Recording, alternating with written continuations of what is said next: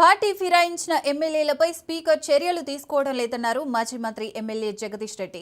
Speaker ఆత్మసాక్షిగా చట్ట ప్రకారం పనిచేసే పరిస్థితిలో లేడన్నారు. ఆధారాలతో సహా వివరాలు స్పీకర్కు అందజేసిన పార్టీ మారిన ఎమ్మెల్యేలు పార్టీ మారలేదని చెప్పడం ఎంతవరకు సమంజసమని ప్రశ్నించారు జగదీష్ రెడ్డి. పాపం స్పీకర్ గారు వారి పరిస్థితి చాలా దారుణంగా ఉంది.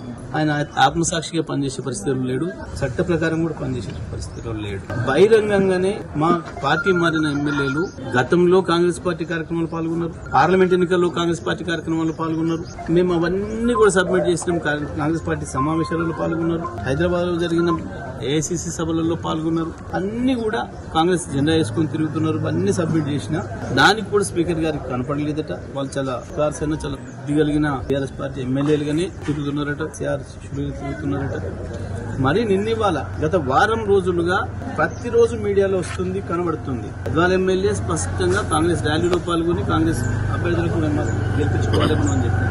జగిత్యాలలో అయితే స్పష్టంగా జీవన్ రెడ్డి గారు బహిరంగంగానే స్టేట్మెంట్ ఇచ్చిండు. బండి సంజయ్కి మా 30 సీట్లు కాంగ్రెస్ పార్టీ సీట్లు ఎట్లు ఇస్తావు నువ్వు, నేను ఎట్టి బస్సులో ఒప్పుకోను, 50 సీట్లు నాకు కావాలని ఆయన ఆ సంజయ్ డాక్టర్ సంజయ్ ఎమ్మెల్యే ఇంత స్పష్టంగా కనబడుతుంది. అయినా సరే స్పీకర్ గారు ఆ పిటిషన్ డిస్మిస్ చేయడం అనేది దురదృష్టకరం.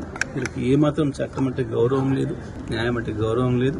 తప్పకుండా మేము కోర్టులో తేల్చుకుంటాం. వాళ్ళని డిస్క్వాలిఫై చేయడం అనేది ఖాయం.